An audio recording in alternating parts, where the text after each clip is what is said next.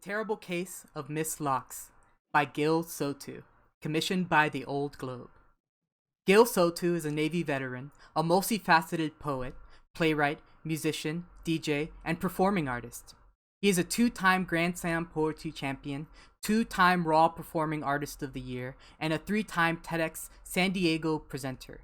Currently, he is teaching artist and a commissioned playwright with the Old Globe Theater, a program director, and a teaching artist with the Intrepid Theater, as well as an artist in residence at Maker's Church.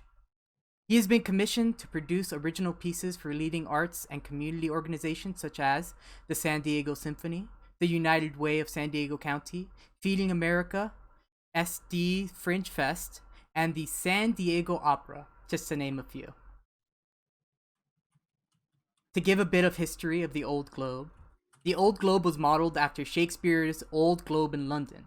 The Old Globe Theater was built in 1935 for the presentation of an abridged version of Shakespeare's plays as part of the California Pacific International Exposition. At the conclusion of the exposition, in 1937, a non-profit producing corporation, the San Diego Community Theater, leased the theater and the adjacent buildings of the city of San Diego, an arrangement that continues today, and the renovation of the theater for ongoing use.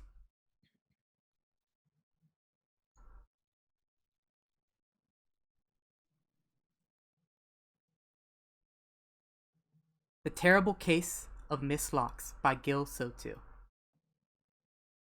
The characters will now present themselves. We have Duke Papa Bear. I'm a low-level environmental lawyer and father of the accused. Brian Baby Bear. I'm a 10-year-old baby bear cub accused of murder. Mr. Winthrop Locks.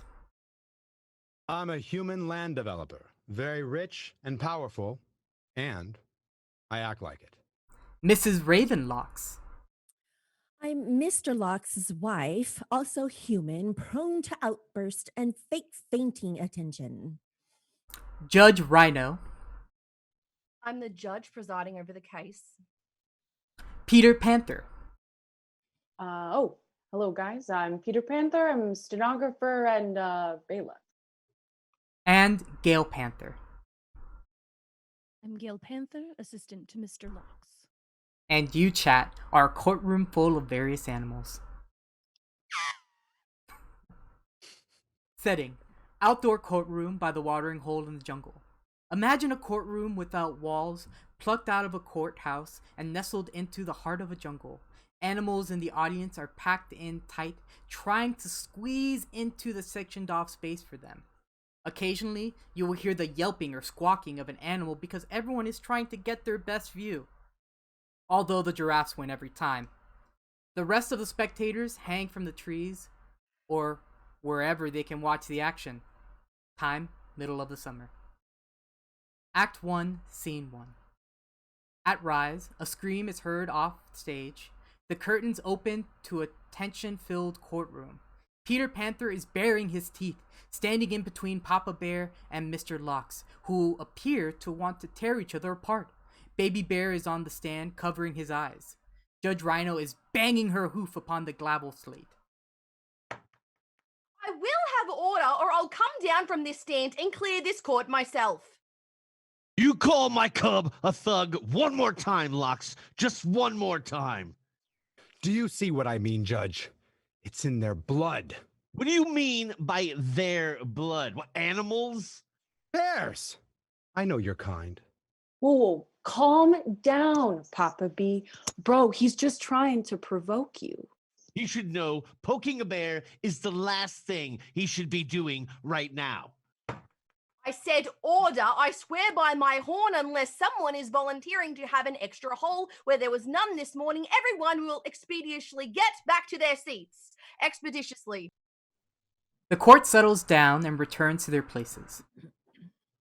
Now, Mr. Locks, your witness, please resume. Thank you, Judge Rhino.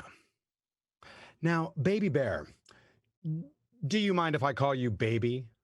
You will call him Brian or Mr. Bear. Brian. So sorry for that little outburst. Let's start again. Tell the judge what happened. Baby Bear looks tentatively at his father. It's okay, son. Tell the truth. Well, Mom and Papa and me were out getting berries for breakfast, putting our porridge like we do every morning. Except this time, I wanted honey too. They said no at first, but I begged them. So we went further in the jungle to see if we could find a hive. If we would have went straight back home, none of this would have happened. I'm sorry, Papa. It's all my fault. No, son. Son, it's okay. This is not your fault. That remains to be seen, Bear. Go on, Brian. Well, I come in first and see that something has been in our house. Our food was ate, our furniture was messed up, and someone spray painted rugs don't need nice things. I don't get it. He's referring to the human practice of taking our skin and using it to wipe their feet. Yes, I know. There is no proof my daughter did any of that. Mr. Baby Bear, please tell us how you came upon my daughter and what happened when you saw her. Well, I went upstairs while Mom and Pop were seeing if anything was stolen in the living room, and I saw something on my bed. Someone sitting on my bed. All my snacks were half eaten around her. I didn't know what it was. I'd never saw a human before up close. I growled. She was sitting on my bed with her back to me, putting my stuff in her sack. She was just about to put my favorite yo-yo Papa got me in her sack when I bit her. Not hard, though. At least I didn't think it was hard. Did you hear that, everyone? The boy admits he bit her, bit my angel so hard that she is no longer with us. The animals in the audience get riled up. Can't tell if they are with or against Locks. Judge bangs her hoof. They quiet down. This degenerate bear attacked her so viciously that my wife cannot get through the night without crying her eyes out and having 3 attendants shush her to sleep. That bear should be locked up for life. Send him to the zoo, to the Tiger King. She faints. Animals' attendants rush to her aid. Did you see what you have done, boy? Plead guilty and get this mess over with. Let my poor wife and this entire jungle grieve in peace. You saw a sweet little girl playing near your house and you wondered what she'd taste like. Admit it! The rest of that story was nothing but a fairy tale, wasn't it? No! Objection, Your Honor. Badgering the witness. Sustained. Watch it, Locks. We've even had credible testimony from detectives Fox and Cobra that they have never seen a human act the way you describe. We are just not that cruel. In fact, my assistant, Mrs. Panther, has babysat Goldie on multiple occasions, and I've gotten nothing but glowing reports. Isn't that right, Mrs. Panther? See, sir. You see, exactly. Your money won't influence this court or this trial. You may have the cops and your employees in your pocket, but any self-respecting animal in this courtroom knows that if there is an intruder in your home without permission, they mean trouble, and we have the right to defend ourselves and our property. Animals in the court start applauding. Thank you. Order! What do you know about rights? You're a nothing environmental lawyer.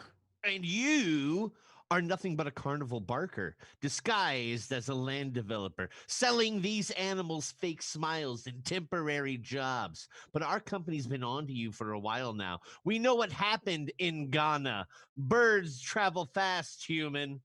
Go save a tree, Bear. Or better Whoa. yet, leap off a really tall one. Order! Mr. Panther, stop taking notes and do your job. Peter puts down his stenographer machine and awkwardly puts on his bailiff badge and tactical belt.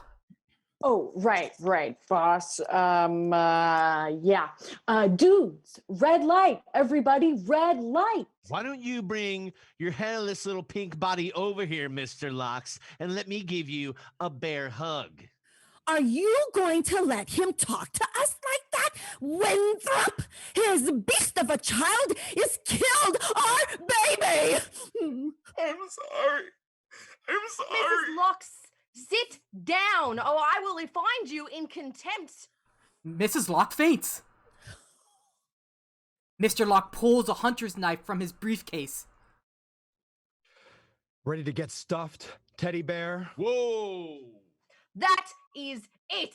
Judge Rhino tears off her gown with her horn and rampages around the courtroom. Animal screaming echoes throughout the space. Feathers and fur fly everywhere. Everyone scatters. Exit all except Judge and Peter. Court's adjourned. Recess until 3 for my decision. Peter, my phone. Oh, yes. Yes, boss. Gonna disrespect me in my courtroom. Don't know who they think they are. They do not see the 3-foot weapon on my face. Judge Rhino paces a bit before settling down. She pulls out her phone. Dr. Lyons, it's me. I need your help. It happened again. I went full rhino. Lights fade. End of scene. Act 1, Scene 2. At Bry's, Papa Bear and Baby Bear sit outside the court's entrance waiting to go in. Did you hear from Mama? I tried her again. She's not picking up. She just needs some time. I have Mrs. Zebra coming by the house to check on her. Is she sad because I did a bad thing and I'm going to get punished? No, Cub. You did nothing wrong. That chubby little brat shouldn't have been in our house doing those awful things. You bit her side, but Papa Bear, I would have snipped her right in her plump little tush. And you should go worrying about your mama. She does enough worrying for the whole family, okay? You give her some time, she'll get through this, okay? We all will. But I'm not going home, Daddy. You're going to put me in a zoo or a circus. I heard Mrs. Locks tell Mrs. Panther that she can't wait till they make me a rug. No, shh, Cub, shh. I don't want to be a rug, Papa. Anything they try to do to you, they're going to have to do to me first. All right? Just because he builds a few more watering holes and every animal thinks he's God's gift, we shouldn't even be here. There's no justice for the working class animal anymore. Almost makes you want to be the monster that they're accusing you of being. Papa? Yes, my cub. Don't be a bad bear. You always told me we were the good guys, right? Papa nuzzles deeper into his son. Enter Mr. and Mrs. Locks and Mrs. Panther. The final embrace. I wish my wife and I were afforded the same goodbye with Goldie. Listen, Locks. I'm tired of fighting with you. Let justice be the judge. But I am truly sorry for what happened. You know, no matter what, the loss of a child is devastating for any parent. You are going to know what that feels like really soon, Mr. Bear. Ow, your head looks like it caved in cantaloupe, lady. You can't scare Papa and me. He's at it again! Winthrop, Mrs. Panther! Oh, catch me! She begins to feign a faint, but since no one reacts to her outburst, instead of falling, she carefully lays herself on the ground, smoothing out her dress and finishing her faint.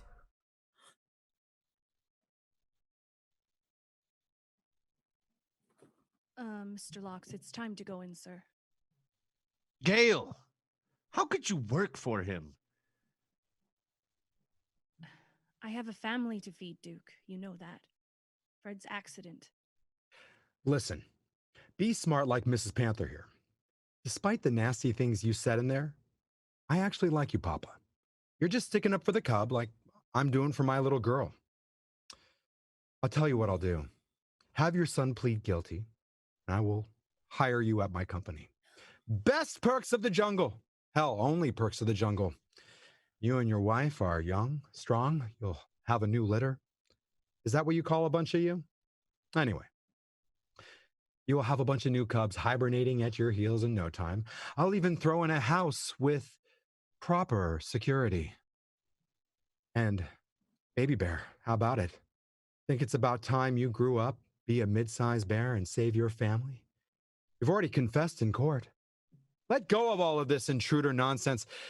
Because if I lose this case, I'm coming after your daddy's home, his business, and anything he's ever loved. Papa, your family doesn't just yet to walk away from destroying mine. Not in my world. Enter Peter Panther. Court is put back together and the judge has chilled out. She's ready to bring everyone back in. No funny business, dudes. Last chance, Duke. What's it going to be?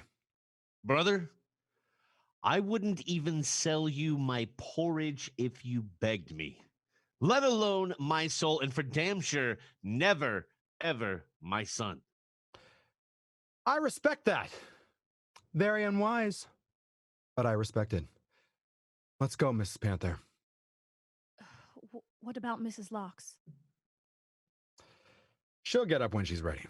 Needs to let that the drama of her performance sink in. Great faint, honey. Exit Mr. Locks. Mrs. Locks waits a beat, gets up, dusts herself off, walks after her husband, head held high, like she just won a great debate. Mrs. Panther follows after them. Something drops from her tail. Baby Bear reaches down and picks it up and runs after her. Miss Panther, you dropped your paper. No, I didn't. End of scene. Act 1, Scene 3. At Rise, back in the courtroom, everyone is in their places, waiting to hear Judge Rhino's verdict. First of all, I want to apologize for my outburst earlier. Should not have happened. No need to speak about it anymore. I don't want to take up any more of the court's time or tolerate any more of this circus, so I'm ready to give my verdict. Your Honor, You may speak. I was just informed we have one last witness. The defense would like to bring Mrs. Panther to the stand. Oh, you thought I was going to object. Ask away, Counselor. Mrs. Panther has been with me for years. I'm supporting her whole family. Even got her son this job he's grossly underqualified for. Mrs. Panther slowly walks to the stand. Mom, what are you doing? The foolish thing, Peter. The right and foolish thing. You promised to tell the truth and all that spiritual stuff? I will now. Mrs. Panther, Gale, outside we received a note from you telling us to put you on the stand. I didn't want to, knowing who you work for. In fact, in light of Mr. Locks not even protesting, I have the feeling I'm getting set up. But my cub begged me, and here we are. So, do you have anything you would like to shed light on this case?